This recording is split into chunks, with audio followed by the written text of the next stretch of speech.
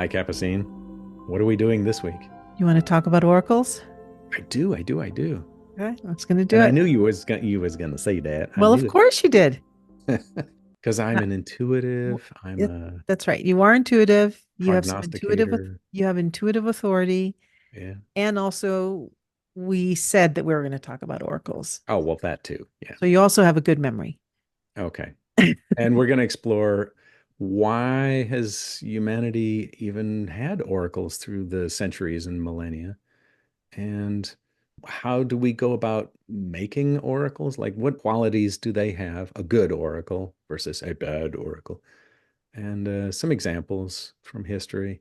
We're heading towards becoming your own everyday oracle and accessing this inner truth and wisdom for yourself. Are you an oracle? Is that in your How future? to become your own oracle. How about Mm-hmm. that? That's right. We're going to oracle school. That's right.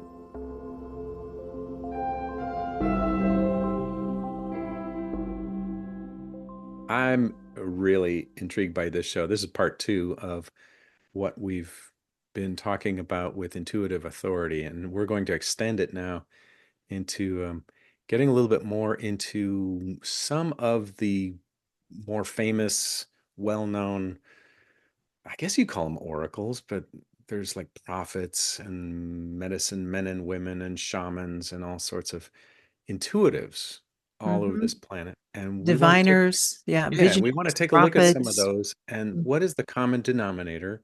And then also, why are we so attracted to these? Why have they persisted on this planet? And how can we start being that ourselves? So this is a cool episode, I think. This is, yeah, We'll see where it goes, though. well, I've always been interested with how the intuitive reports, um, which episodes were they, Paul? Remind me, was it 7 and 8, where we talked about the cycles Yeah, those and were the Atlantean the reports. Atlantean reports? So Yeah. that would be a really good one to go back and listen to as you're listening to this and to get a little bit more context. But I I always think, why did we even need oracles? Like, what was the place in history for them? Hmm. We are very fascinated by them still, but I always like to think of the place they were at a most popular time was right around I mean, for sure the Egyptian time. Before that, they were in the shaman world, but Yeah. why did we need them? Guess we How have did they more come about? records. Yeah, Hmm. we've got more records of, well, like the Oracle of Delphi. I remember being really young and being fascinated with this idea of this Oracle of Delphi.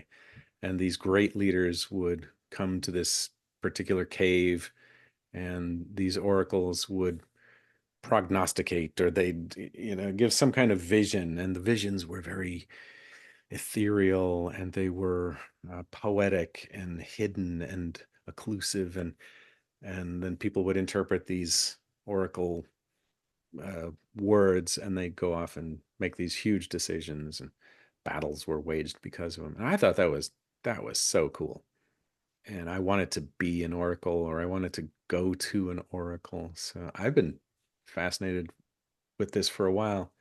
I think for your question, I think we all want to know what's really going on here. What's the behind the scenes of what's behind the curtain of life. And I think these oracles give us that tantalizing look behind the curtain. Maybe that's the attraction of them. Well, that could be. I mean, for me it is. I mean, I'm always interested in this otherworldly approach of providing information. That's always interesting. It may not always resonate as, something that makes sense or truth, and then sometimes it does. Hmm. But I was referring to also the intuitive reports right around the fourth, fifth cycle of what was going on during that time that separated us more from the source. Yeah. And then that's what I was interested in. I mean, you have a lot of information around that, but what was occurring in our historical time period, according to the intuitive reports? Yeah. That It, Go ahead. yeah. Well, in the fourth cycle of Atlantis, we've got And if you go back to the episode 7 and 8, you'll get a little bit better picture of that. But we've got the submergence of our innate connected consciousness. It's not gone. It's not, we're not disconnected. We're just kind of underwater. We go underwater in that cycle of evolution, consciousness evolution. And for the time being, since then, we've been deluded into thinking that we're separate. And I think these oracles have always been on the planet, and they particularly appeal to maybe draw us up out of that submergence just a little bit, give us a glimpse of connected consciousness again, Yeah, and give there, us a mystery to explore. yeah, so they were, especially in the Aboriginal and or in indigenous practices, as we would call them now. Yeah, Um, but there were lineages of individuals they would carry on this practice to make sure that they were carriers of the story of source, or story of creation, or story of our connection to the universe, right? I mean, so yeah, there was, yeah, they there were certain practices that some of them had to keep doing to ensure that this information that was coming out of them was for the good of their community, the group, the livelihood of humanity. yeah. That was probably a primary intention, was to, like, the security of the tribe, and the Mhm. so we can survive on into the next generation. Even my family report centered around a shaman family. Like, my mother was the head shaman of that Inca group, Mhm. and um, and then my father was my brother in that lifetime, and but the whole thing was about who is going to continue this lineage, who is going to be the next shaman after the head shaman kicks off. And there's a little bit of a power struggle, and then there's hopes and dreams dashed, and there's all this stuff about lineage. And I think that was a pretty potent continuation of these lineages, Mhm. is how do we keep the tribe going, how do we keep the tribe safe, how do we keep this the tribe growing and adapting to what's going on.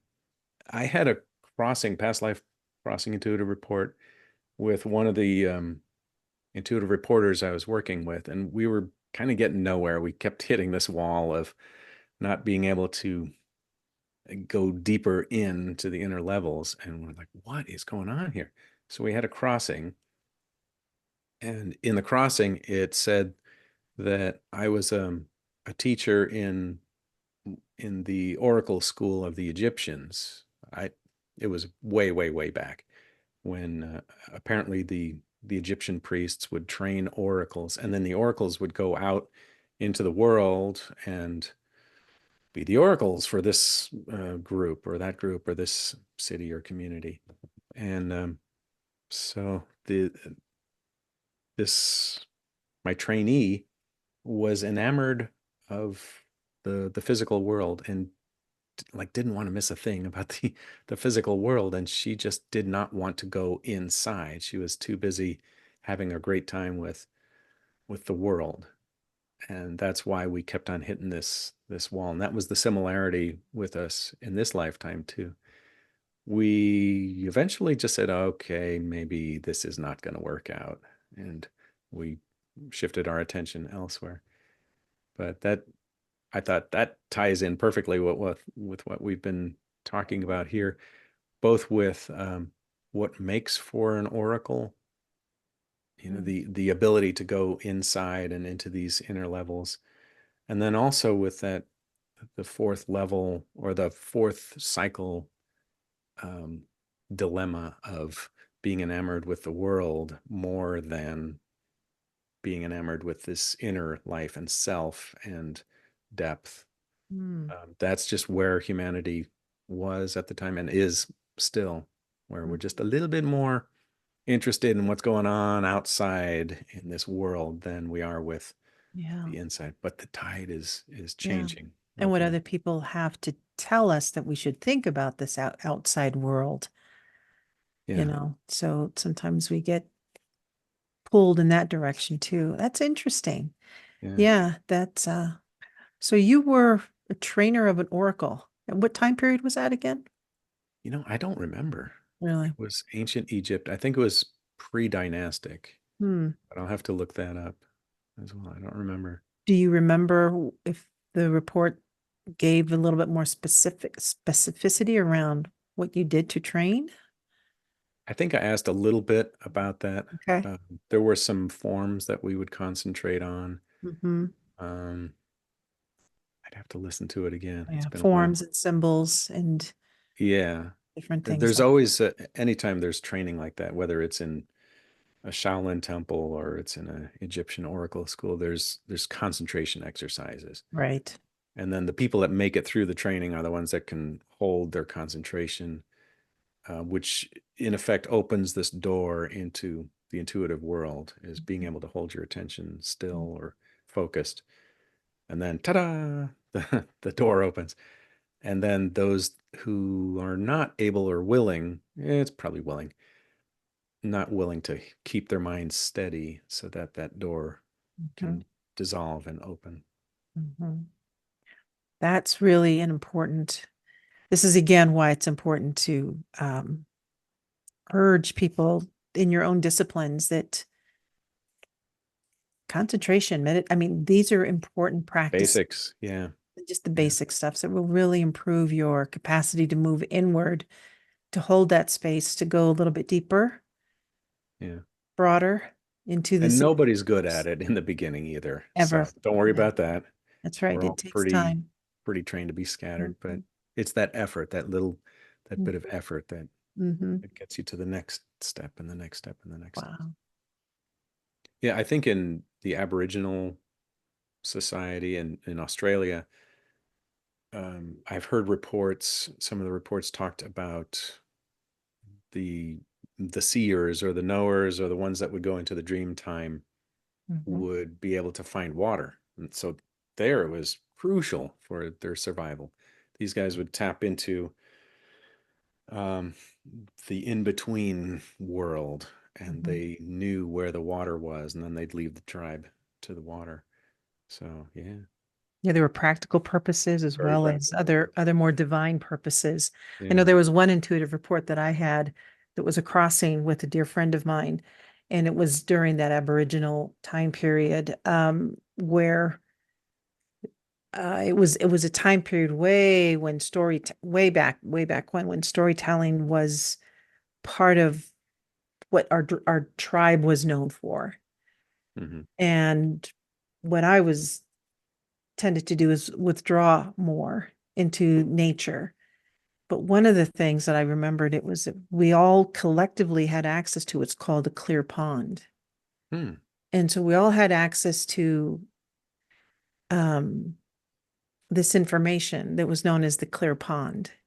Oh, interesting. Yeah. Yeah, and that was, I mean, I look back at it now, and in my mind, I always think it's another version of an oracle, but it was another form or having access to information. Hmm.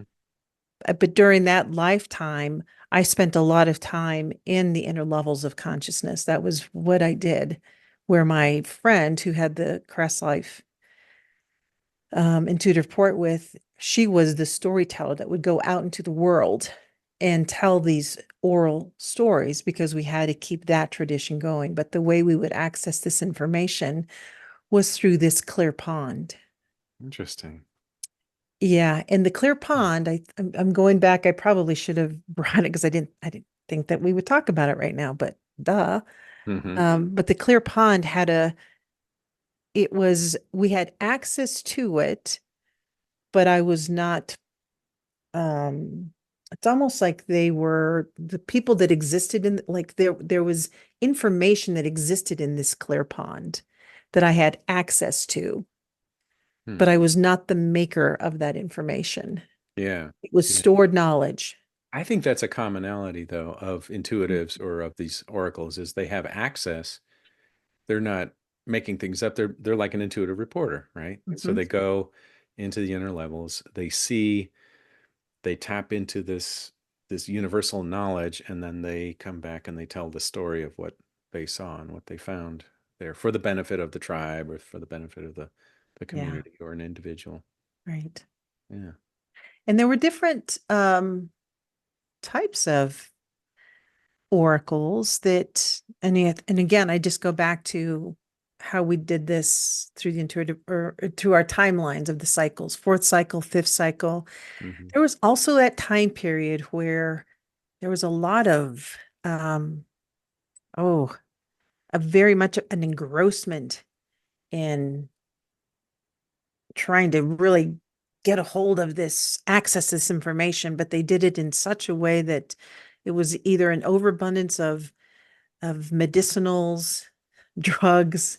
And I mean, right, they Hmm. went about it in that way that it then kind of deterred from the sacredness of it or the divine Yeah. purpose of it. Yeah. We used But I to think, call that forcing your way into the inner levels. Uh, yeah, chemically yeah. force your way in there, or yeah. Yeah, But and but I don't there think were that also lasts, but yeah. but there were also some tribes there that did it in a they used the medicinals in a sacred way. So Hmm. I mean, we had oracles. I guess that's what I'm trying to get at. Sorry for the long-windedness. That we had oracles that were um, misusing that process, Hmm. but still accessing some of it. Yeah. And others had intentions where they really did honor the practice. It was much more of a sacred way of accessing information. So Yeah. we in our history, we can look back at both avenues. Well, that brings up another question, and that is, how do you know which one is which? How do you know which oracle is tapping into truth and wisdom and giving a pure recollection of that or transmission of that, and which ones are doing it for like political gain or power or subjugation, or how do, how can you tell? How can you tell, Paul? No, You I'm answer. posing this one to you. You get Come to answer on, this one come first. on. I've got some thoughts about that. Yeah, go for it. Should we talk about it now? Might as well. Yeah, All we right. can weave it Well, into everything. okay. How I process information like that is I think of it as, am I hearing something that has universal elements? Now I'm trying to stay away from the word truth or truisms, but I'm going to Oh use it. But I'm going to try to stay away from it as much so I can describe it in another way. yeah, So as the information makes sense, it makes sense in a manner that it can probably be applied across the board to different people. yeah. Hmm. Um, does it have a trusting element to it? I mean, is there something about it that lands with me where it's like there's something about it that I just trust this information. Hmm. Again, then I'm accessing my own intuition, I guess, on that one too. Yeah. The things that bring up red flags for me is if sometimes I hear the information either has been forced, the source of that information has been diluted a lot. Maybe Hmm. that's another red flag for me.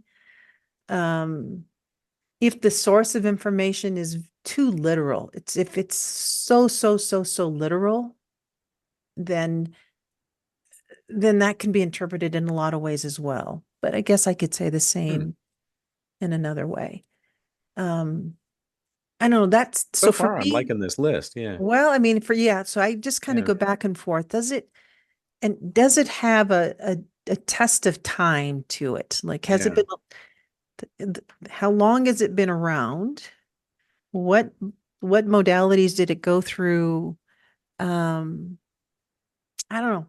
What kind of personal experience did people have with it?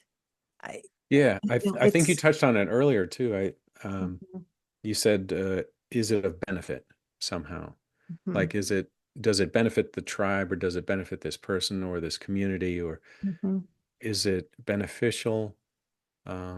Is it positive? Does it lead to growth, or does it To- lead to something expanding? mm, I think I would say a similar list, and then I would also add, does it does it put any one or any group down, or is mhm, there like, is one group exalted over another? I don't mhm. think that's universal then. If Yeah, one is better than the other, division, any kind right. of divisiveness, I'm already thinking, yeah, I don't know about that. I'm That's coming more from a conscious mind perspective. yeah, I'm better than you, Yeah, or our group is better than right, this right. other group, But if or it's talking about unification and we are all one, or we're all connected, or mm, then then I'm thinking, yeah, that's sounding like it's a pure transmission. Yeah. and is there value to it? Is there some Yeah. Is value it to? beneficial somehow? Mhm, yeah, yeah, Yeah. you said that already. That was another thing. And then I'm going to jump forward present time period with the current way we use medicinals now. Um, is it an escape? Oh, yeah. Is it is it used as an escape? Is it used to manipulate other people in a negative way? Is it Hmm. used, is there some power involved to because we also have some groups that maybe cults. There you go. I'm going to use Yeah. that one. Yeah. Sometimes you've Exclusionary got cults groups. in there that are Yeah. going to bring in a lot of other people, and there's something there that may sound really nice, but if you are not thinking for yourself, if it doesn't make sense, and if Hmm. you're only relying on someone else to think for you or make those decisions or make it seem like it's unreachable unless you have them at your disposal. Yeah. Those are also red flags where I it's think throughout history, we've had some big examples of that, probably small ones, but we've had some major examples of where there was a presentation of, this is the truth, and this is like, this is how things are, and I'm an oracle, or I'm a prophet. And then there's that, we're better than this other group, and then there's exclusion, and then there's power struggles, and those invariably start crumbling and breaking apart. Mhm, They have to, because they're not built in this connected field. They're built in a more of a physical plane field of mm, power and politics, and they don't survive. We get drastic examples of them in history, but they don't they don't persist. what are some of the ones that you are familiar with that you're drawn to? Well, one of my favorites, of course, is Edgar Casey. Hmm. He didn't make this list that we have written here, but that's what I really started with, The Sleeping Prophet, and just was fascinated with that. I wanted to be Edgar Casey, and then I found out he was actually dead, and I thought, oh man. I did end up meeting his son, Hmm. going out to Virginia Beach, and met Hewlin Casey there when I was 13 years old, which I will always treasure that moment. Hmm. Listen to him speak with my mom there, and I I think I just poured over everything I could possibly find, that he said or was written about him, and had that resonance of, this speaks truth to me. There's some deep part of me that this is speaking to me. Mm. I didn't have a very religious upbringing. I did go to Catholic high school for 1 year because I thought I wanted to be a priest, and that kind of cured it. Mm. But I ended up going into, the School of Metaphysics for 20 plus years, and Yeah, being a priest anyway, of sorts. of sorts. Yeah. Yeah.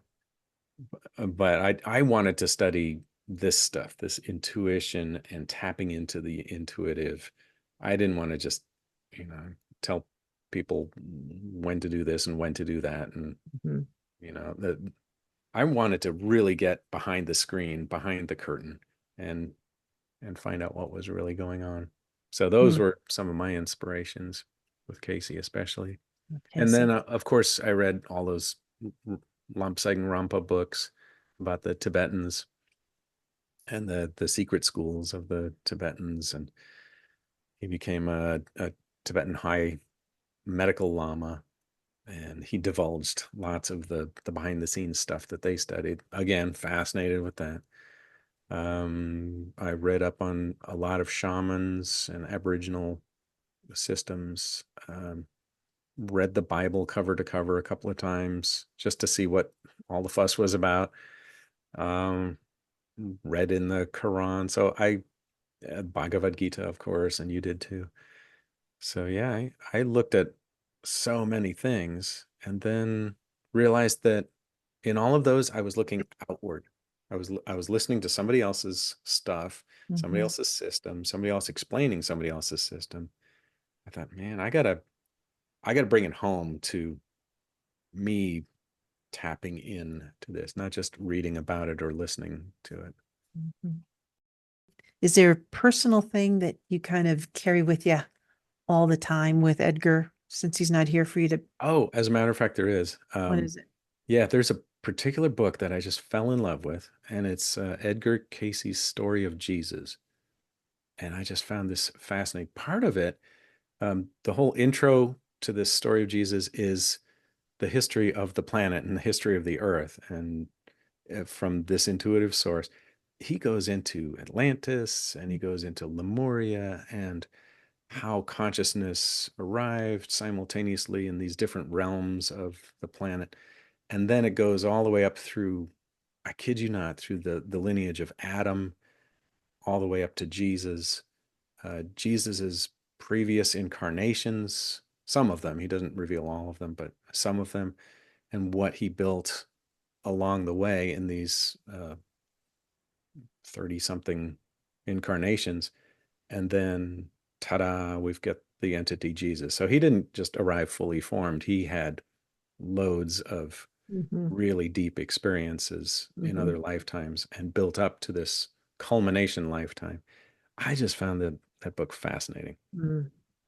It goes into tons of details of things that are not in the Bible, but were in the Bible and got cut, in the various Yep. cuts Yep. and edits that happened over time.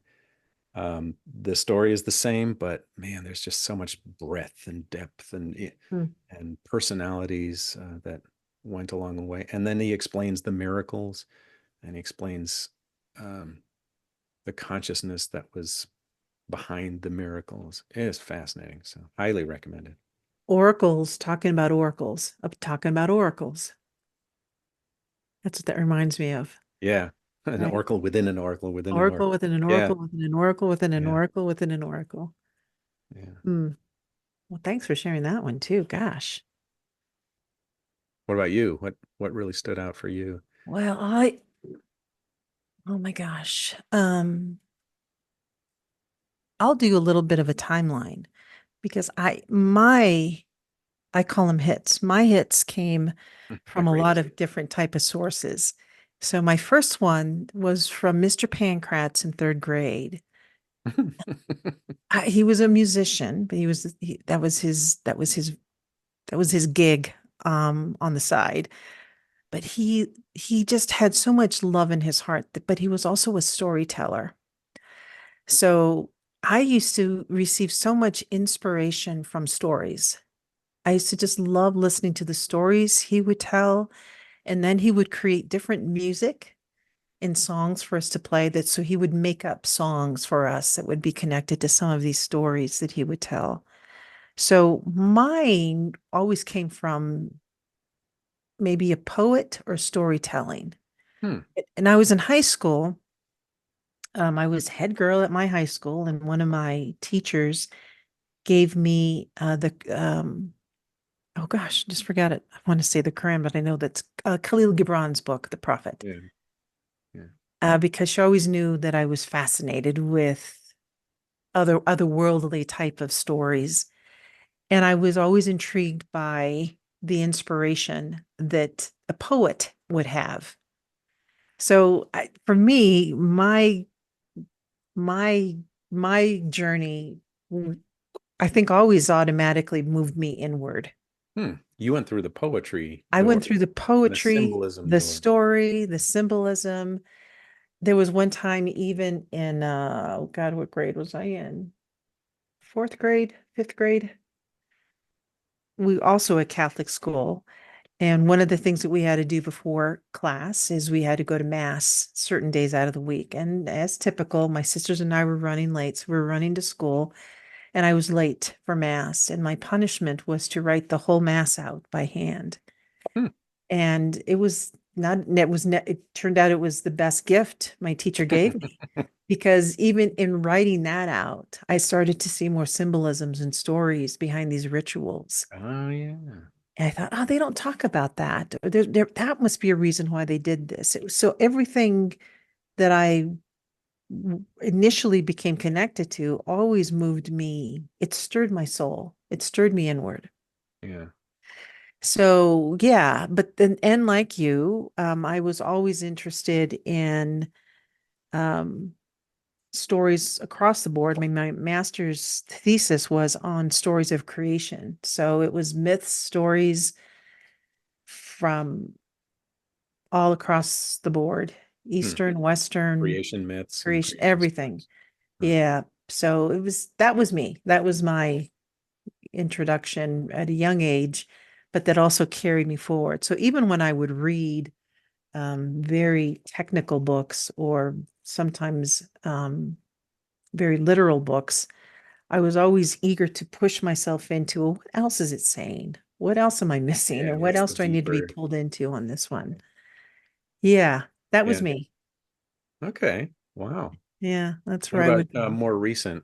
Like, I know both of us have delved into Abraham Hicks and Richard Rudd and Eckhart Tolle and Mhm. these other guys. So this is going to sound maybe silly, but I like listening to anyone who has a passion for for whatever they're passionate about, and they want to share it because they know that has some universals. So I think I've hinted at that a couple of times, and this is why I really enjoy podcasts because I get to listen to so many different people share their stories and their interests, and I get to delve into their curiosity, their reason for wanting to share, and they're wanting to share information because they think it could be of service to someone on some level. Yeah. So so yes, I still like poetry. I still like stories of creation. I will still listen to, especially from the Hindu practice, a lot of gurus. So that's, I'm drawn to that from a very sacred place. But really, it's more ordinary people that I'm inspired by, that they have a window of their own intuition that they want to share with other people. Would you say that's a universal kind of principle that like you could go through this poetry door or through this symbolic door and get to the other side, get to this tap into intuition through that? I do. I really do. I mean, I think there's, whether you're a neuroscientist, whether you're a medical doctor, where you're a biologist, whether you are a priest, whether if I believe, my belief is that if you're grounded in this level of curiosity that still has something of benefit to help on a larger scale for just moving the needle forward a little bit, but helping you also in the present moment. Yeah. I think that that is something that resonates on a deep level with someone else. So what is that the last little ingredient? Because people can read poetry, like some profound poetry, and not be drawn into this world. And then some people can read this deeper poetry and go into this intuitive world, this connected world. What do you think that last little ingredient is for people um, to go from reading into participating in that field? Oh, that's a good You get what I question. what I mean there? I do get, It's well, I the same can, with meditation. You can meditate. You can sit down and meditate Mhm. or you can meditate. That's You right. You can go go in in there. and then you have this wow experience. But what is the ingredient in there that will help people kick in? Well, for me, I can tell you I'm what not it. really sure. So yeah, I'm Yeah, asking. I mean, and it may not be the same for every human. I don't Yeah, know. that's I know true. for me, what draws me inward is uh is being curious about an illusion. Being curious that there's an illusion and a mystery.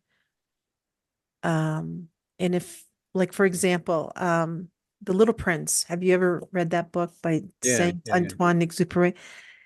I've never met the author, don't know too much about him, Hmm. but there's something in that book that has an eternalness to it. Yeah, the illustrations and the yeah. Just this little the simple thing about the fox meeting the prince Hmm. and little hints like you're gonna tame me if you stay too long. It's the taming. You're gonna tame me.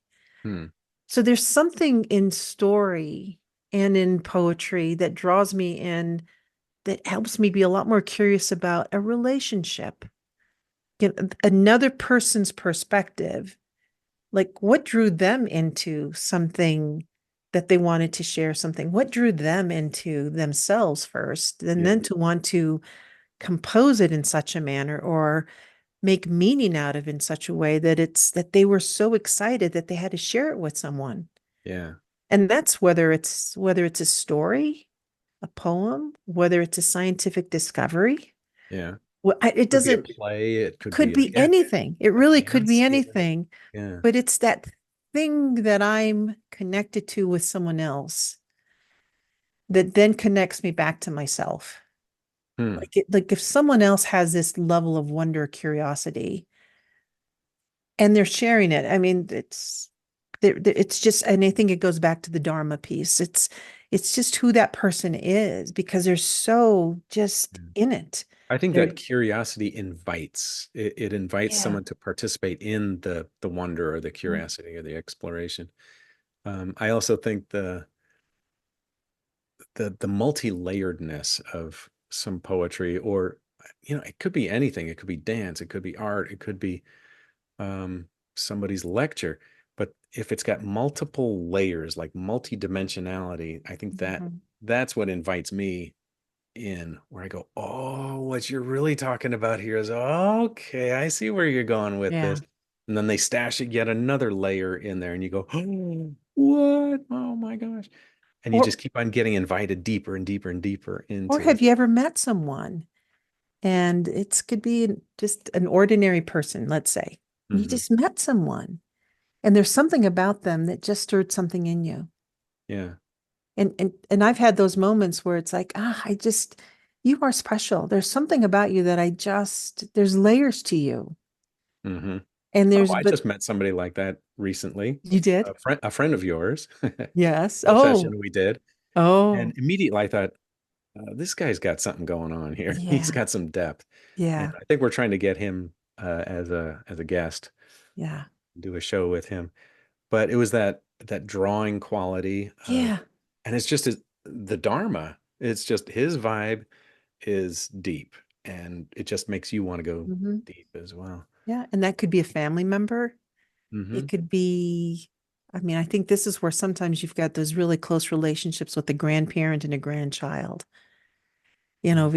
There's just, it comes in so many different ways and instances, or it could be how someone just smiled at you that just opened something It else. triggers something. Yeah. So these oracles that we started talking about, they all have that quality in common, I would wager. They all have this drawing quality. They've got this presence. They've got training, probably. They might have lineage as well, like the shaman lineages. Mhm. So they got oomph behind them, and they also have their innate depth, dharma that Right. is inviting people in as well. Right. I mean, that's The why I whole think package. That's Yeah. why I think with some cults you can get easily pulled in Yeah. You and got a really mesmerized by that charismatic leader. Yeah. because you've got that and but charismatic in a way that's, for the good. Yeah. Uh, You just got to watch that exclusionary part of things. that's right. The That's Jim right. Joneses of the world. We're going And to and seal ourselves off and defend. And yeah, that's and wouldn't you say this goes back to again that fourth and fifth cycle of where still as our human evolution, right? Is we still have to learn how to confront that the negative ego part of us because there's a productive part of using the ego versus the one that's just it's just going to tear people apart if they kind of yeah, go in that route. So it's that quality that still has a destructiveness because again, I do think all of these people have that charismaticness to them, but it can go very wrong. yeah. It can go very wrong. And there's other people.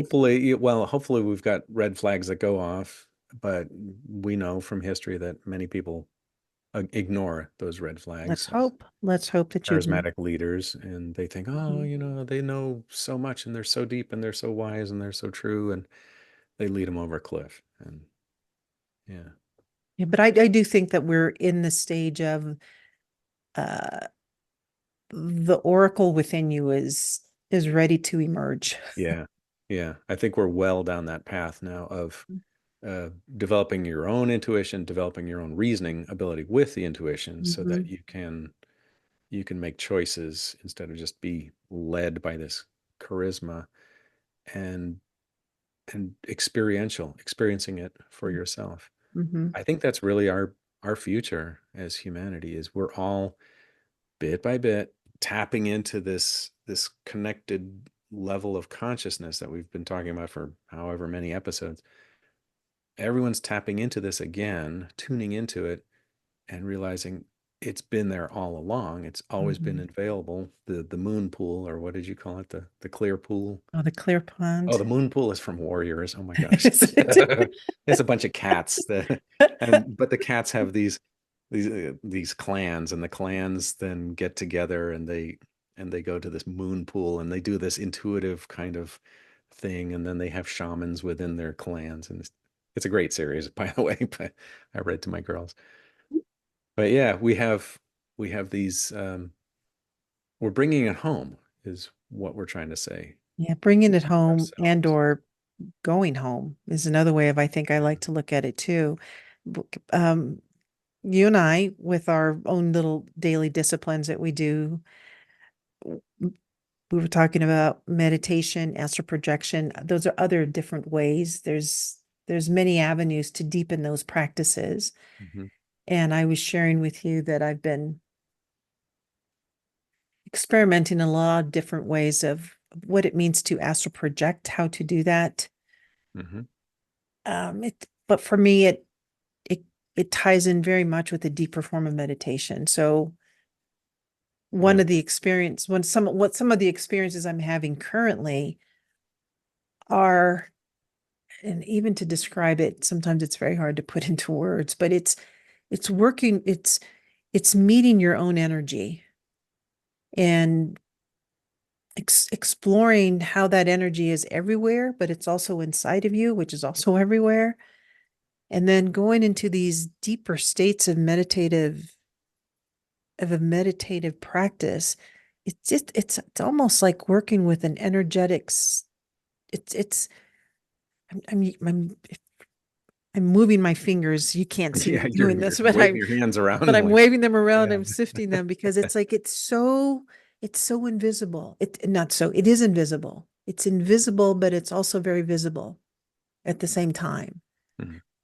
And I think it's the more someone takes the time to practice moving into these levels of energetic substance, it's when you're out in the world that you can then start recognizing the subtleties in other people, Yeah. Yep. right?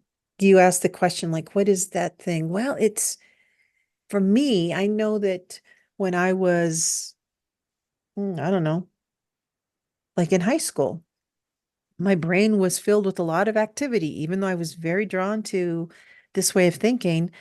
My mind at that point was not as disciplined and trained as it is today. So I could have missed a whole lot of things. I wasn't at that place Yeah. yet Yeah. with my mind, with the brain, with the body. I just wasn't, but yet I was at the same time. So there were there were different places in my experience. So I'm endorsing as much as I can. You got to do the work. It's, Hmm. moving into a state of oracles is yeah, you can have insights, you can have hits every once in a while, but to really deepen that relationship with yourself, it does take time. Yeah, it takes a bit of practice. Yeah. It's built into every one of It us. is. It's our innate um, ability. Mm. We just have to tap into it. Yeah. There was a practice I did. This was a while ago. For a while, though, I got on this kick of trying to see the electricity in everything. Mm. I just figured there was at least either static electricity or bioelectric energy in everything. And so I tried to tune in, and wherever I looked, in that lamp over there, there's electricity, but also in that blade of grass, and also in that person, and also in that dog, and also in that tree. And wherever I looked, I stretched and strained to see the bioelectrics of it. And I think what that did was kick me up a notch into seeing the connected electric field of everything. Everything had it. Mhm. Everything that I could find and see had Mhm. this commonality. And I think that's the kind of work that we have to do. It might be those little personal experiences or Mhm. experiments, or it might be the meditation practices, or write poetry for 100 days, or 100 haikus, or Mhm. something that keeps kicking you That's up, right. kicking you That's up, right. or practice astral projection. After high school, I decided I'm going to learn how to do astral projection. Mm. And I just squirreled myself away on a beach out in California. And I just kept practicing every day, every night, several times a day until I finally got it and, had that momentous breakthrough moment, and then started practicing that, and keep on going down that pathway, and it solidifies or it strengthens. But yeah, it takes personal work with It that. takes personal work. And I think just as humanity is progressing, we're tipping more and more into willingness to do the personal work rather than It, settling for listening to others that have done the work. yeah, yeah, that's right. And that's where we did rely on oracles back then because Yeah. or you'll go to a psychic, which I've been to, or Yeah. or whatever. I mean, you're It, right. it can give you insight and it can give you a nudge, but I think it's really meant to draw us personally Right, into having our own experiences. right. Dream work, all of those things are valuable. Yeah. Um, yeah, they're all very valuable to the work. But you also said you asked earlier, like, what is that thing, that nudge, that's going to That cause last little piece that that, little piece that's going to yeah. have you go deeper. And I would say that you answered that a little bit just now as well. It's those individual practices that you do to that will that will give you a depth and breadth from where you previous were before. Hmm. So So the even experience builds on itself. You get another correct. layer of experience and another build on top of that. Is that what you're saying? Like, you gave examples. Like, for example, if you have a curiosity and you want to go deeper, and then maybe go ahead and read like the Bhagavad Gita Hmm. and read it from a different lens, or write out one passage with the intention of just asking yourself a question. I think I want to understand this in a way that maybe I'm not used to. Hmm. I mean, so give yourself an assignment, I guess is what I'm saying too, Yeah. is give yourself an assignment for the purpose of deepening and broadening your current perspective on something. Yeah. Okay. It's your, yeah. So, if I'm also a visual artist. So sometimes I think, God, I just have to try something new because I'm so used to doing this certain thing in a certain way. So challenging yourself is Something that will give me stretch a or challenge different yourself. perspective, cause me to stretch, but the intention behind it is to deepen and broaden my perspective. Mm. There And was a concept that I played with for a while, which was change doesn't happen just from experience. Change happens from your effort towards something because of an experience. So an experience can spark something, like you might read something, but you have to give a little bit of effort beyond just receiving it, just beyond just absorbing it. You have to move toward something, I move think that's towards the a action. higher ground, or yeah, it's the action. It's the action piece, which I think is connected to karma. Oh, there you go. I do. I think Nice. Yeah. because you, again, in the let's say present moment, dharma, present moment, all of your wonderful qualities are just always kicking into gear. Hmm. But in comes something else, Your dharma will draw you towards a drop karma, something, and a there challenge of some sort. so you need to have action to Yeah. help you move towards that. And that's where it'll again, I'm saying, will it move you? I don't know, but action will move you somewhere. Yeah. You It'll could cause the energy. refuse. It'll Yeah, cause the energy to do something else other than right. what it has been normally used to doing. It'll bring you to that bridge. But you have to walk over that bridge But to the the other action side. has to occur. I think that's where the karma comes in. Huh. And so back to bringing the oracle out, of with from within you. Hmm. Again, it goes back to the dharma and the karma as companions doing the work together. Because Yeah.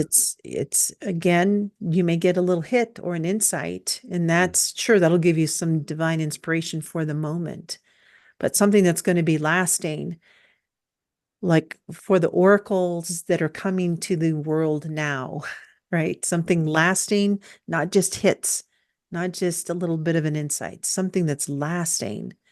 An individual does need to move through their own movement, which will create more learning, but it's also the you got to work through your There's karma. some effort and there's some transformation Mhm. because of That will it. Yeah. occur from But the that. Buddha famously said, I can't do this work for you. You have to do it yourself. I'll show you the way to the edge of the river.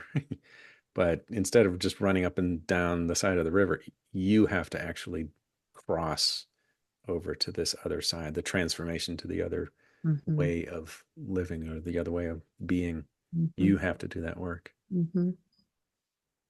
Yeah, and that's why I think people can see probabilities.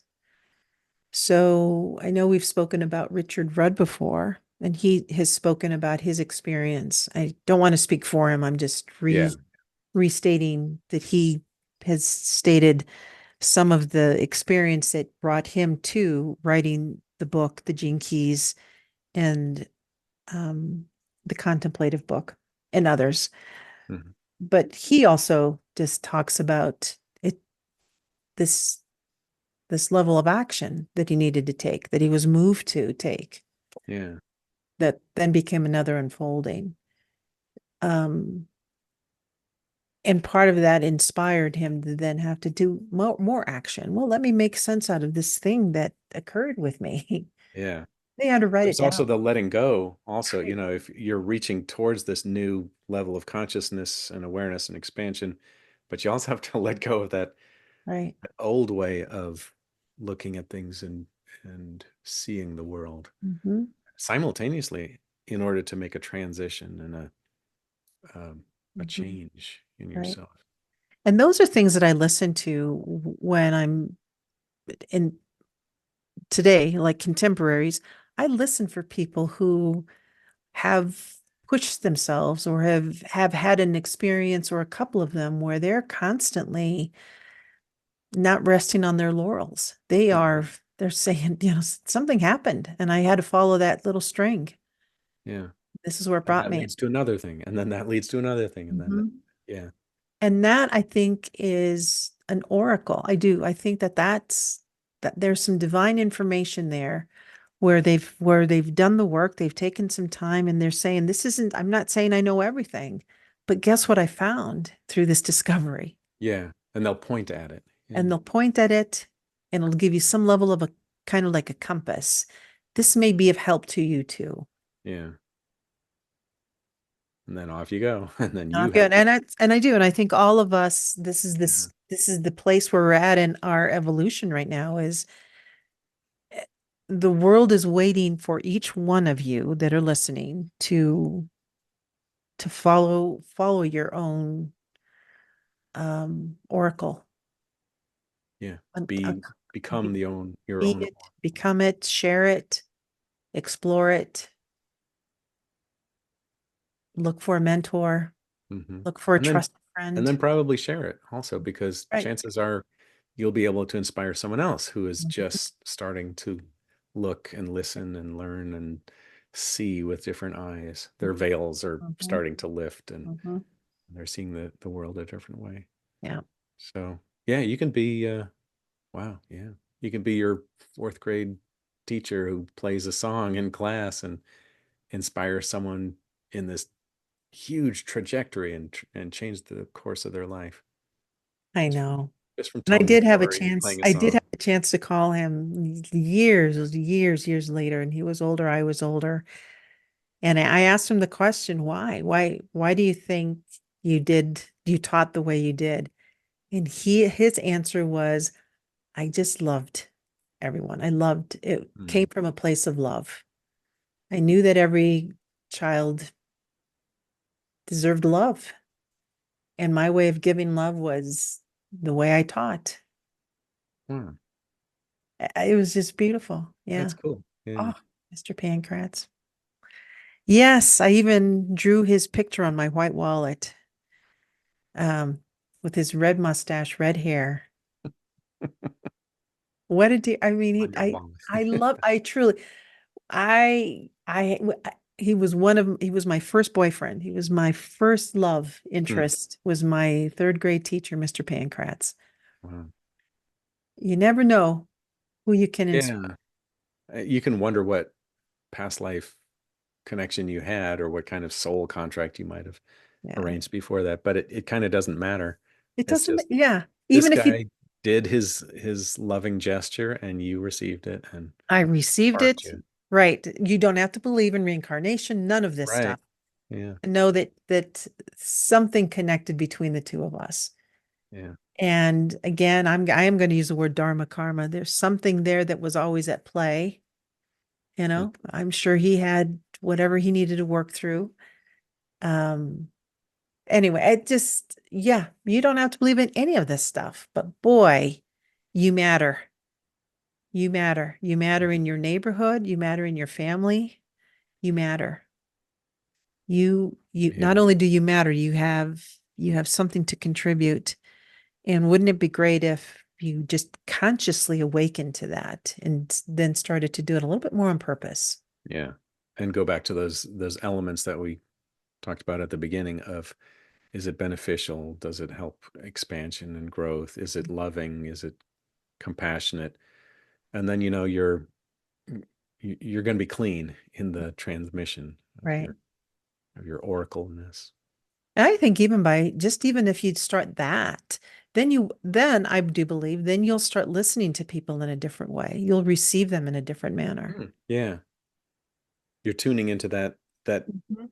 level of seeing the world. Right. You'll tune into what they have to offer versus what repulses you about them Yeah. or what you're enamored with by them. I mean, you'll start listening to what's really there that I'm drawn to. It's the deeper level or the What's deeper the layer. what's Right? the deeper Yeah. intimacy that I can have with someone? And I'm not talking lustful or anything like that, but what's the deeper thing that I'm drawn to in this person that's that's also drawing me closer to myself? I think this goes back to the storytelling and the poetry and just it, those always drew me to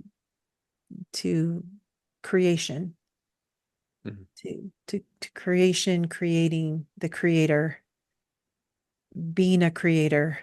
Mhm. It just opened every single one of those ping, ping, ping, ping, pings. The the Edgar Casey material, that's what drew me in initially. Mhm. And for me, it was almost like an infinite depth. Like, okay, so if he Mm, came up and mm, presented this, mm, what else is there? mm. Was Yeah. And my mind just went into this infinite Mm, possibilities of what else there might be out there. And so I read some more, and then I uncovered more, and I thought, how deep does this thing go? So mm, I kept on wanting to dig and find and reveal and keep on going. mm, But like we said, it takes that first little effort, mhm. that movement into it. And Dip diving your into toe that in. ocean, diving into that ocean is luxurious. Well, for me, it's dip your toe in, and then maybe a couple more toes, and then okay, maybe a finger. Eventually, I'll get. It's kind of like how I go swimming, and the girls make fun of me. Do they really? Yeah, just dive in, just jump in. I'm like, nope, nope, nope, nope, nope. I'm gonna just That's funny. yeah. Well, everybody's got their style. We all have our style. All right. You're an Well, oracle, Paul. all right. You're an oracle too. Good. That's We're what other all oracles. Oh my gosh. Let's see, these are other words. Paul, you're an augur. AUG, you are augur. You're a clairvoyant. You're a prophet. You're a diviner. You're a soothsayer. You're a Yeah. seer. I'm reading all these words. You're a visionary. Okay. Uh, you're a sage. Oh, I like that. You Yeah. like that word? Yeah. Let's see. You're a wise man. Okay. Shaman. Let's see. Yeah. You're a Maybe. shaman. You're a Yeah. shaman. You're a I'm a predictor. shaman. Yeah. You're a mystic. You're a spiritualist. You're a numerologist. Okay. Yeah. Let's see. Prognosticator. I know there's so many words here.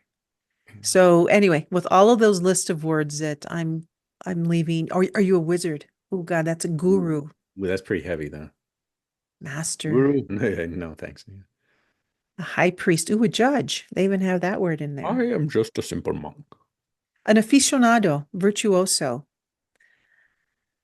I like this word too. Hotshot. You're a hotshot. Let's leave it with that. Yeah.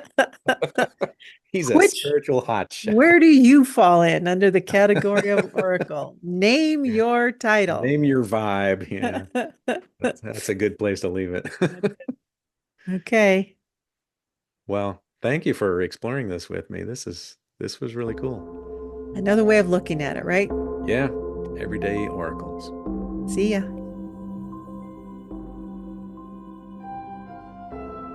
Once Upon a Quantum Leap is for your reference only. This podcast and the material is intended solely as educational information and should not be used for diagnosis or treatment of any health problem, financial, or legal advice. You can listen to full episodes and find out about Paul and Capucine at onceuponaquantumleap.com.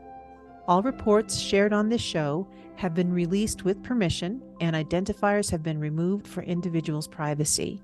The intuitive reports referred to in each episode are available on our website, on the podcast page, and through links in our show notes. We encourage you to listen to those for greater context. If you're interested in obtaining your own intuitive report, go to quantuminsight.co. That's quantuminsight.co. You can listen to us on Apple, Spotify, or wherever you get your favorite podcasts.